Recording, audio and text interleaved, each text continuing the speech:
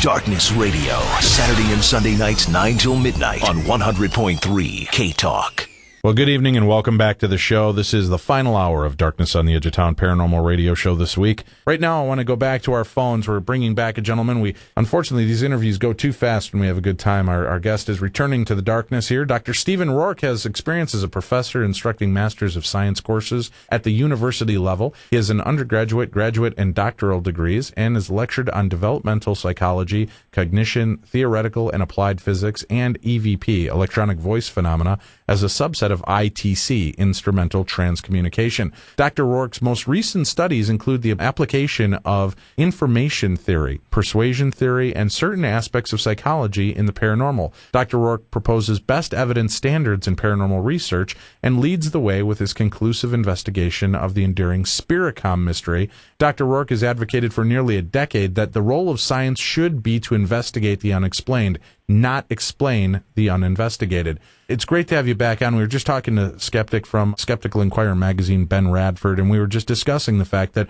we really should come together and create a standard set of principles that can be applied. The problem is that there's so much ego involved in the paranormal field, Dr. Rorke. I'm sure you'll agree that it's hard for people to say, well, just because you do it that way doesn't mean it's the right way to do it. And how do you think, first of all, we're going to be able to wrap our heads around that, knowing psychology, of getting so many people to agree on a standardized way of handling an investigation? Well, I think that has as much to do with perhaps leadership as it does anything else. Someone's going to have to step up and make the hard choice, I'd well imagine, of modeling the way. I mean, I'll be frank, disciplined inquiry is a complete pain in the neck as compared with, real titillating weekend skulking about graveyards. It's a whole different thing.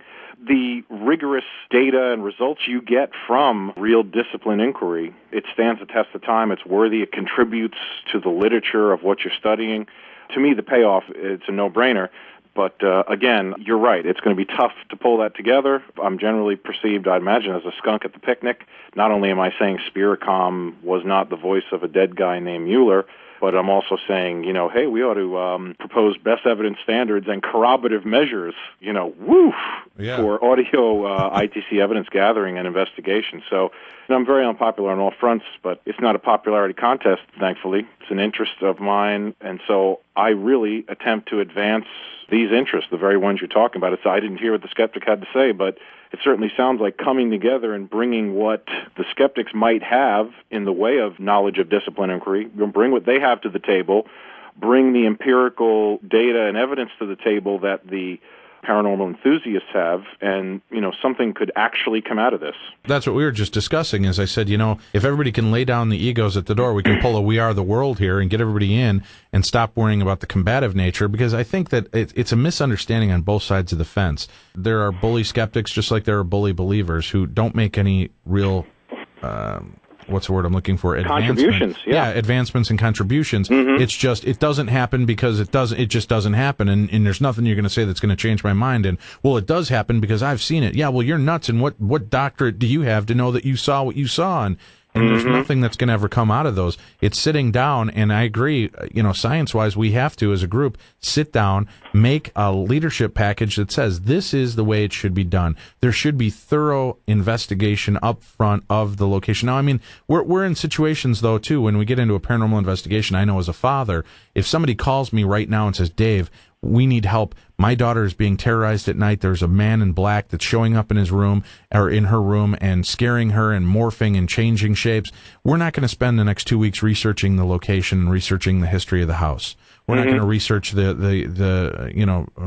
agenda to find out who owned the house, who died in the house. We're going to go there to try to get some answers to help the child out immediately and see if there's something, even if it's a placebo effect, to give them some feel of safety again. If it's spraying some holy water in the air, that's what they need to feel better until we can get real answers. I'm all for that. It doesn't mean I think we should fake that kind of stuff, but I mean, I think that sometimes we need the immediate answers. But I do think that things like more in-depth research needs to be done, and knowing the right questions to ask, that's hard to do. And so many people are afraid to ask the right questions because you don't want to offend people. You need to know, are these people on medication? Are there mental issues that we should be aware of before entering this person's home to do investigations. But it may lead some light into the fact maybe there's something we should look at. If these type of people are more prone to seeing it, maybe it doesn't have to do with insanity or schizophrenia. Maybe it has to do with the hardwiring.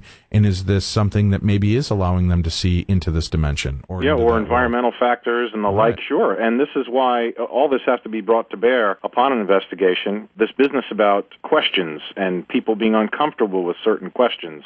Well, I think the Spiricom investigation led me from a place where I was looking at this case in point of supposed best evidence in the form of the Spiricom tapes. Mm-hmm. I went from that to a conclusion about the Spiricom evidence, and then I began to ask a more fundamental question, and it ties back into this issue you just brought up. The very uncomfortable question regarding the paranormal: how much is anomaly and how much is anomalous perception? And that makes it a much bigger question. It's a more subtle question in many ways, but it's more than a mere signal or noise question. And this is the duality that we're in, right? It's either you're a scholar and this is nutty, or you're a believer and it's real. It's these either-or problems. It doesn't allow for nuances. The fact of the matter is this appears to be a transient phenomenon, which is nothing but nuance. It requires this kind of outside the normal skulking about and reactionary, titillating kind of adaptability. Research. You have to be able to, things are going to change, parameters are going to shift. You have to be able to adapt to those parameters. Yeah, fortunately, when it comes to discipline inquiry of all sorts, there are ways to compensate for this and still make it honest reportage of the facts and evidence and conclusions in the literature. And I dare to say this has not been done yet anywhere, to my satisfaction. The reason I know I'm the skunk at the picnic is because I have since 2005 been proposing these best evidence standards and corroborative measures that you're saying we need. And you can guess how many takers I've had for people to say, hey, can you help us devise an experimental design that would comport with at least some of the standards or corroborative measures. So this is, of course, a rhetorical question I've just asked you. You know that no one has come forward and said, yeah, let's take a disciplined inquiry approach.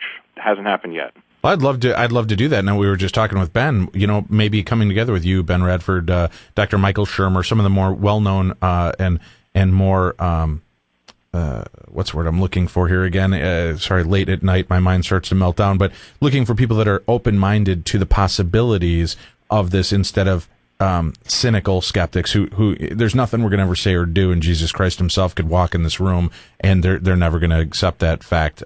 Yeah, you're allowed to be cynical because when you walk away from the table, if you distilled these data sets into a conclusion and a determination for implications for further study, you could all walk away ego-driven, angry. It doesn't matter. It's been distilled. It's been reviewed. It's been not consensus reality driven in the moment. So I still find some value in it. I think all the rest of that is very normal human type of expected reactions in any experimental setting, much less this one. We're going to have to take a break here. Time is going to fly by fast because this is an exciting topic for me. So let's discuss a little bit of that when we come back and then talk some of the findings that you had with Spiricom as well and cover more. Again, if you want more information on Dr. Rorke, you can check out the mystery and the information he's worked on at we'll be back with more Dr. Rorke, more myself, Dave Schrader, your host, right here on Darkness Radio at 100.3 K-Talk. Good evening. Welcome back to the show. Show's going to go by quick here, so we're going to jump right back into it. Our guest this evening for the final hour is Dr. Stephen Rorke, and you were talking about the best standard principles that we can use to apply to ghost hunting and to paranormal investigations. People always ask me, why do you ghost hunt in the dark? You know what? I think that there is a travesty. On TV, let's admit it. It looks cooler. Night vision is a much better media and format, and it gives you that claustrophobic, frightened feel that, worked so well in movies like Aliens and, right? They're putting you into this. So that's a lot of it. And Jay and Grant and Chris Fleming and Patrick Burns and, the guys from all the different TV shows will be the first to tell you that in a real investigation, we go when the activity happens. And if they tell you it's at 3 o'clock in the afternoon while they're watching TV and they've got the ceiling fan going, we want to be there at 3 o'clock in the afternoon while they're watching the show with the ceiling fan going to see if there's something about what they're doing and experiencing that might be bringing on or causing this effect. But how do we, people want to bring this in and that in and this tool and that tool. How can we do that without affecting the scientific nature of our investigation? Because that, in effect, is changing the parameters of what happens. No, it does, and this is the big rub.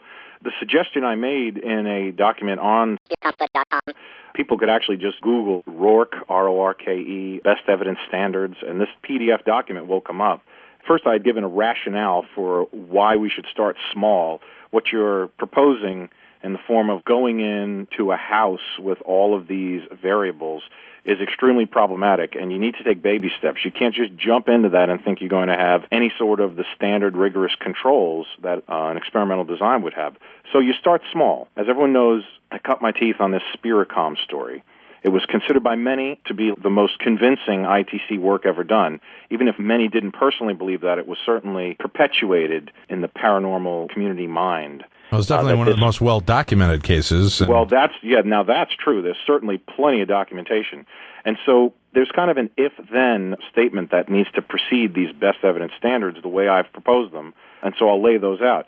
Now, if the facts and evidence regarding Spiricom are in doubt in any way, then perhaps what's been popularized as very convincing, compelling evidence of survival of personality after death, maybe that's served to misinform people. And so then we can proceed by saying, well, if this supposed most convincing ITC EVP work ever done has misinformed investigators, what should we go back to? What are some best evidence standards that perhaps, if they were used in the Spiricom approach, would have either exposed it as a fraud or revealed it as, the truth regarding an afterlife? So what I propose is that EVP ITC, let's just say it's worthy of standards. Some things I wouldn't even agree are worth researching. Either they just don't interest me or they don't seem kind of intellectually appealing. But EVP and ITC, no one can claim that it doesn't have a huge data set, almost a data set that compels one to believe it's beyond all of these people being hoaxers. It would seem to be like a pandemic of hoaxers. It almost seems impossible. So if EVP ITC is worthy of standards, they should be standards that encourage legitimate, rigorous, methodical investigation. So where do we start then? If this is such a huge data set, where does one start? In fact, the phenomenon is so huge, where does one start? So I decided we should set off on a journey toward that perfect experiment. Begin with EVP because it is so accessible. It does have such a large database. And there's even some compelling evidence that EVP ITC is like, instead of a paranormal phenomenon, it could be a paranormal phenomenon where paranormal simply means that there are unknown forces which at first appear to be paranormal and are later verified scientifically. Like EMF is an example of this, and even if you go back far enough, things like magnetic fields were just some wacky idea, laughable. The idea of a virus killing a 300-pound man was laughable at one time, right? But now these things transfer from what's considered paranormal, above the normal, perhaps something that's perinormal. And I suggest the EVP ITC mystery may be just that.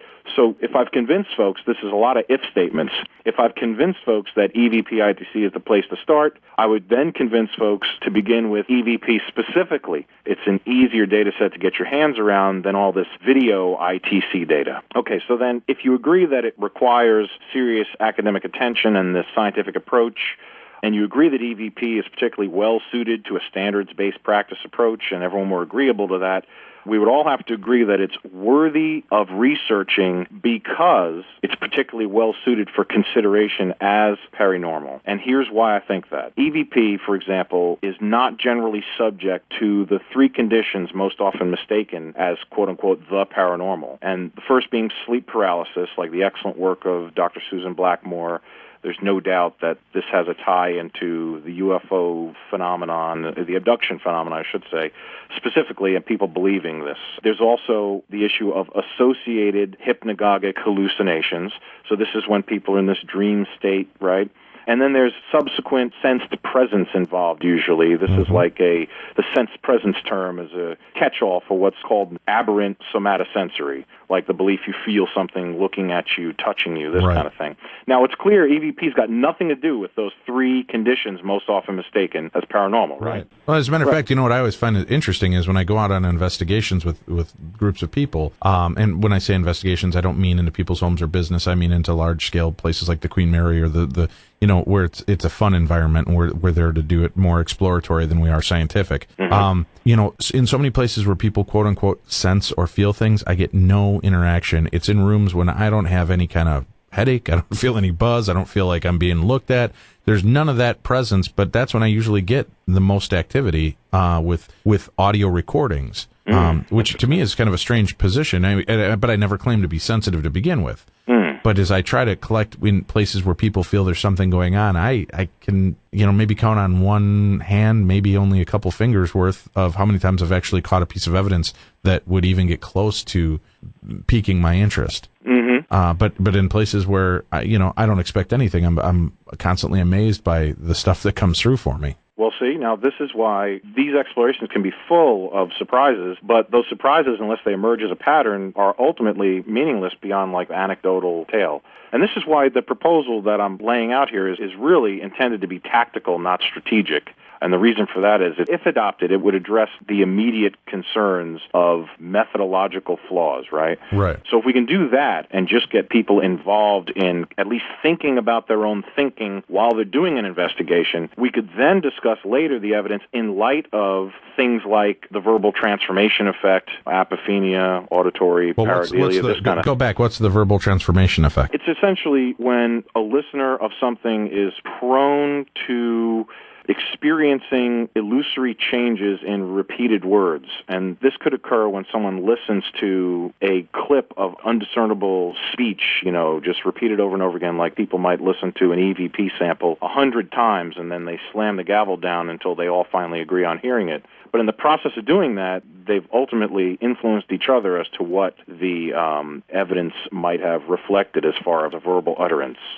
Again, that is a very uncomfortable thing for someone who would go into quote-unquote investigation as a believer. To be frank, a lot of believers are not really willing to engage in a discussion about how much is anomaly and how much is anomalous perception. They're just not very comfortable with it because their worldview, or their otherworldly view, as I like to call it, their mind's made up. Right. And so really, the folks who are highly critical of the Shermers and the skeptics and the like, if they're claiming that the Shermers and the skeptics are the like, and if they're claiming they're closed-minded and the problem with them is they're not willing to consider every possibility, well, the folks who are believers are really guilty of the same thing. Exactly. Yeah. We have to take another quick break. We'll be back with more Darkness Radio right here on 100.3 K-Talk. Good evening. Welcome back to the show. This is Darkness Radio, and this evening we're speaking with Dr. Stephen Rorke, and we're speaking about different practicalities for investigating, setting forth parameters, and talking again about Spiricom and the different things that have gone on in the research with that field as well. And I know this is probably taking a little bit of a different step than we originally thought by talking tonight, Dr. Rorke, and you're always welcome to come back. I'd love to have you back and chat with you. Heck, I'd like to have you on once a month. You got a lot of great insights and thoughts for us on this stuff. I appreciate that. Thank you. Yeah, I'd love to come back. One of the things I'm interested in, and I'd like your take on this, is they're developing technology now where it seems that, and help me if I'm wrong here, because again, this may be my perception of what the reality is, but aren't they creating ways that people that are handicapped can communicate simply by thought? That there's certain things that the brain triggers that they're able to alert you and know that this is what this paraplegic or quadriplegic needs, or that's what this person needs or wants, and even some of them are able to do it by visual, by looking at a screen and having it adapted. I'm not sure how any of this technology is happening, but could there be some legitimacy to the fact that when we're doing EVP work and we're working with things like Frank's Box and Spiricom, that our internal monologue, our internal voices are being heard through these pieces of equipment, since they are in effect an electrical impulse? Could it be picked up by some of these sensitive pieces of equipment? And I get the information that like Mark and Debbie Constantino, they're fantastic people to work with, and they do great EVP work. However, I do notice that most of their EVPs, they're very New York, and they get a lot of EVPs that are kind of more abrupt and foul-mouthed than my friends Susan and Kim, who do EVPs and are sweet as pie. Mm-hmm. And it makes me wonder, are we influencing the equipment ourselves with our own personalities, id, or whatever, in an electrical impulse form that's actually manipulating the mechanics of these recording devices or radio waves? Mm-hmm. Well, yeah, there's been plenty of research on that, and what you state is true about technology being able to be manipulated by nothing more than, let's call it, the will of a paralyzed individual. But you need to know that these technologies, they have a curve as far as distance from the technology to influence of the technology. And so these are things that are almost EEG-like in their sensitivity. And this is how, barring something like wet wiring right into the brain, which has also been done, but this is how ultimately they influence this device in a very binary way usually. It's not very nuanced, although look at someone like Stephen Hawking and his quite interesting device. That's done through subtle eye movement, but that would make sense. You know, I mean, when we're holding our recorders, they're usually within a foot or two of our head. Oh no, I mean literally much closer. Right, and I understand that, but hear me out on this. And then when we're working with Spiricom, they're sitting directly in front of a microphone, or they're trying to make this communication, or they're sitting directly in front of a Frank's box or a Spirit communication box or device.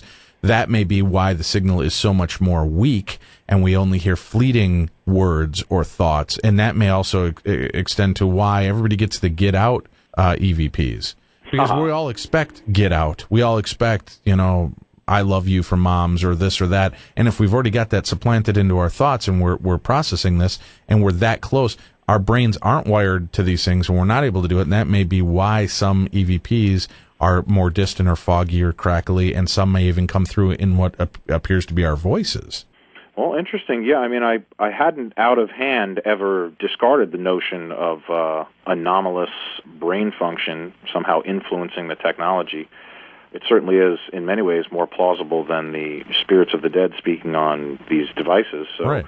Certainly, and this may emerge from the data set, but again, it requires what we're going to call the hard problem of the ego. It requires the immediate agreement for EVP researchers to discriminate between that which is an EVP worthy of inclusion in a data set for consideration as a paranormal phenomenon, and that which is an EVP so methodologically challenged, so undocumented as to how it was gotten as to be detrimental to the data set. What folks don't realize is when they just throw all this data into the data set, you actually end up with more mud. It's real problematic. So the new best evidence standards sets out to define what EVP would mean in the context of some serious investigation. Think about that, Dave. How many people would it take in a room, and how long would it take to agree what EVP even means? Right, exactly. Well, that's why I said it's going to be hard. But, you know, even in talking with the communication devices, when we worked on the Queen Mary over a year ago, and we just got back, you know, today from the event that we held this weekend, but there was an experiment that was done. They were using K2 meters. And are you familiar with the K2 meter?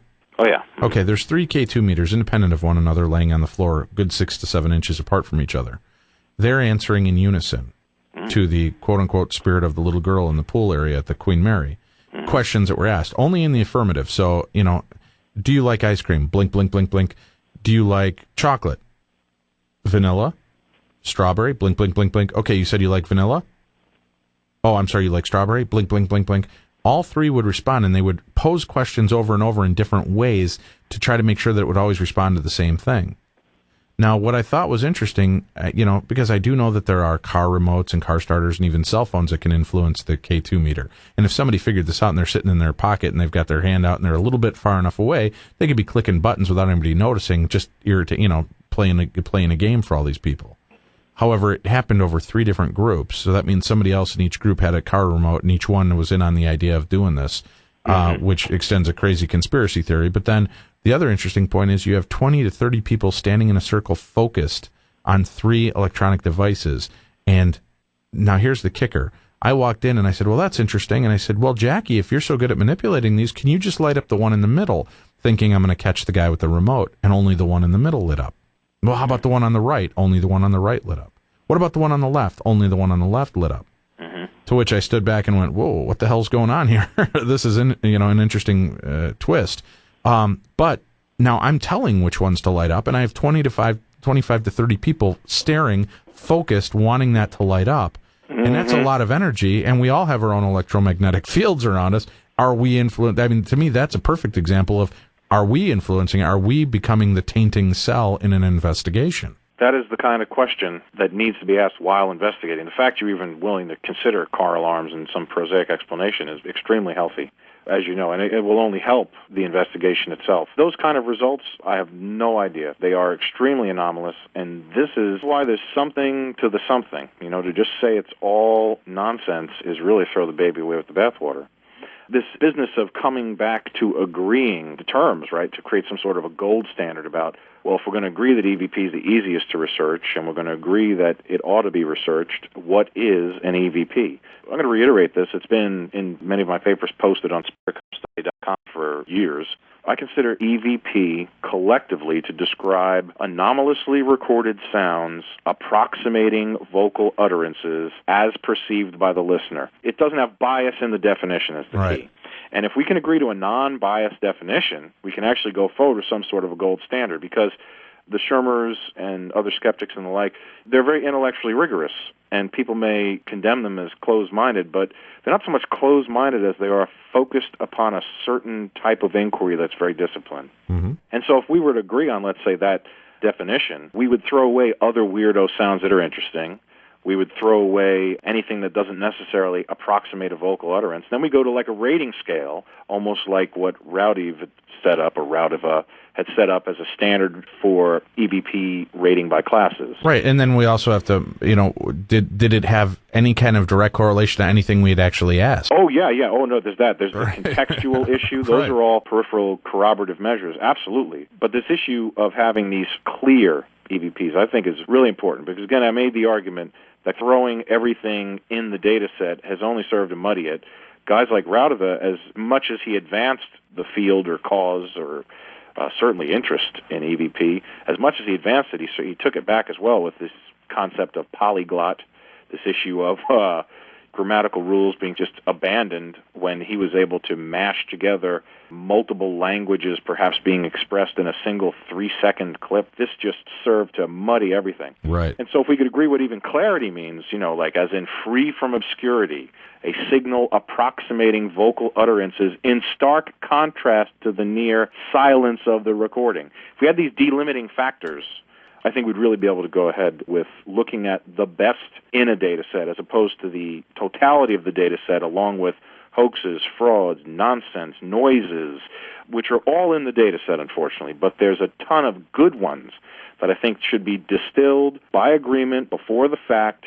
And this would be equivalent to a literature review that you'd do. In addition to a literature review, you'd do kind of a review of the evidence thus far. And then go from there with some of your corroborative measures. You know, replication, like you said, with similar conditions, it's a cornerstone of scientific research. It's a cornerstone of any good discipline inquiry. And it requires that people attempt to produce the results, repeatability being the cornerstone of the scientific process. And then there's this other issue which many people are uncomfortable with, is you must attempt to falsify the evidence in a constructive way. So you employ critical Let's cover that. Let's cover that when we come back, because we're at the top. I got to take another quick break here. We'll come back with more Dr. Stephen Rorke and more Darkness Radio right here on 100.3 K-Talk. Welcome back to the show. We are entering our final segment this evening with our guest, Dr. Stephen Rorke, and we're going to definitely have to have him back on. I'd actually like to try to get a nice panel discussion going one night on the air with a bunch of you to come back here. But go ahead. Before we went to the break, I had to cut you off. Let me get you back into that mode and have you continue with your thought. Sure. Well, we were up to attempted falsification of evidence. This is something that a lot of the paranormal enthusiasts who are researching out there, they think that this is almost dishonest, or it certainly would appear to be on the surface, because you're out there like attempting to see if the evidence could have been faked. So, I mean, you've literally got to try to fake it.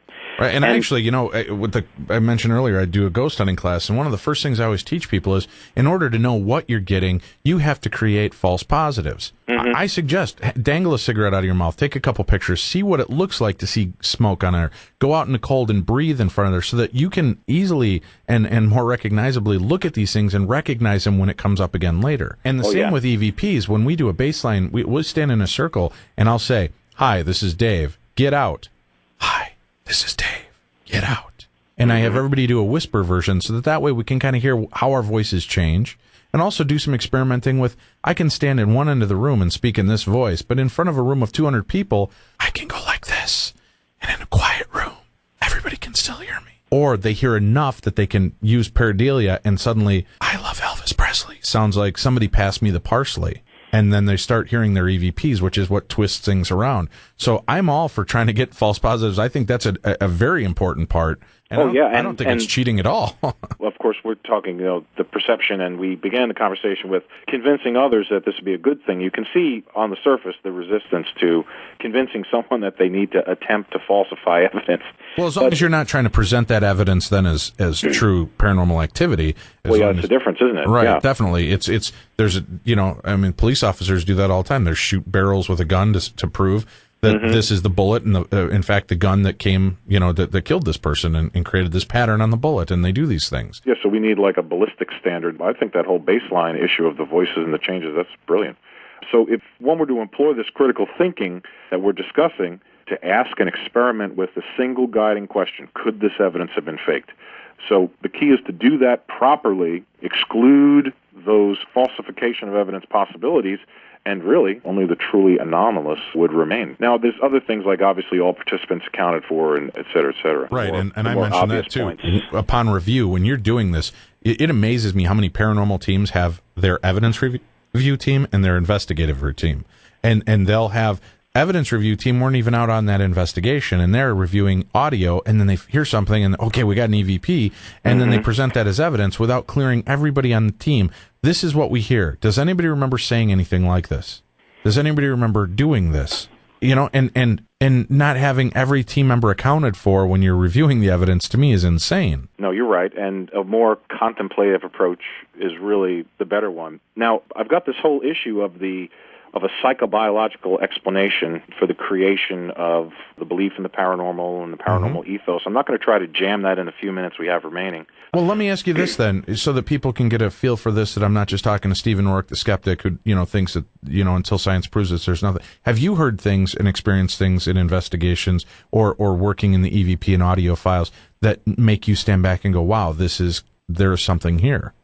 Now, I don't investigate, and this is done quite intentionally, whereas it might be quite exciting, and I can see how socially that would be a fun thing to do. Now, I don't actually go out and do that, and that's for a very real reason regarding my interest in this. It's kind of like I remain a dispassionate observer, and I'm able to say, I don't have a particular dog in this hunt. I'm not here to prove some evidence I invested in. I'm literally engaged in a dispassionate analysis of the evidence. Now, I have been involved in things that have just happened, but to be clear, I was not skulking about graveyards and all the like.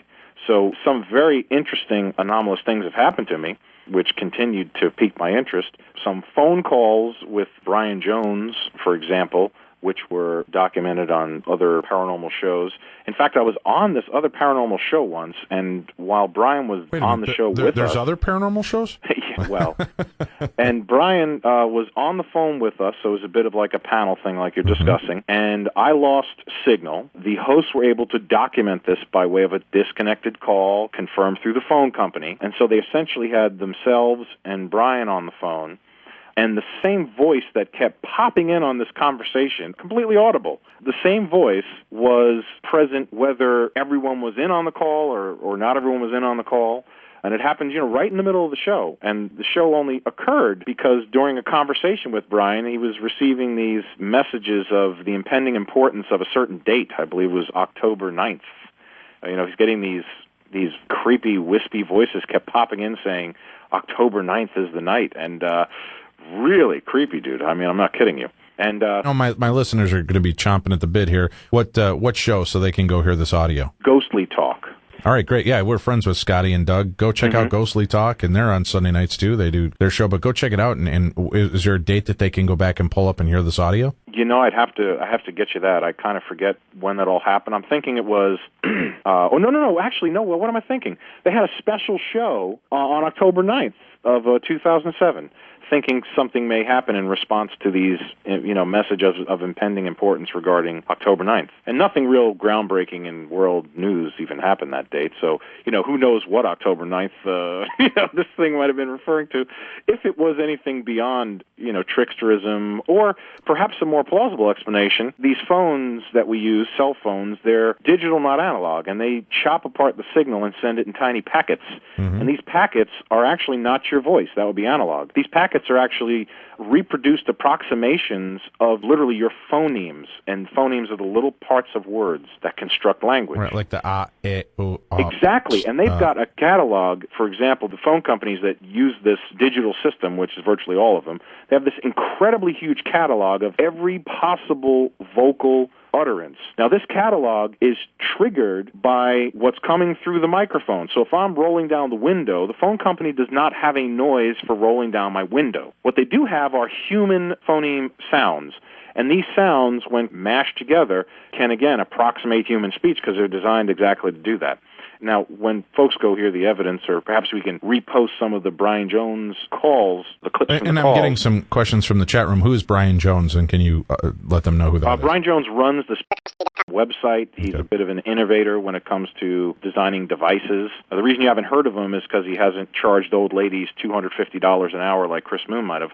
Thank Brian you. Jones is he's an honest researcher. He's running the website, and he is a paranormal magnet. Maybe we can have our buddies from Ghostly Talk come on with you and Brian and share some of that evidence, and we'll talk about the show. Yep. I know I've been on Ghostly Talk a few times, and I've had them on, so I'd be happy to maybe bring that back up and we can play it for our audience, or you guys go check out Ghostly Talk's website. We're about in a minute and a half left here. Did you ever go back and check that maybe it was a previous October 9th? Was there something that had happened a year prior that might have correlated? That, again, then it's speculation. You might be fixing, a round peg into a square hole. Yeah, I was very curious about that date for a long time, and of course I couldn't find any kind of viable connection. But I do have a closing thought or two. Please. Regarding compelling people to engage in a more disciplined inquiry, it's not an entirely people's most favorite thing to do, to transition into a disciplined inquiry as opposed to a kind of loose area of interest that you dabble in. But one definition of insanity is doing the same things over and over again while simultaneously expecting different results, right?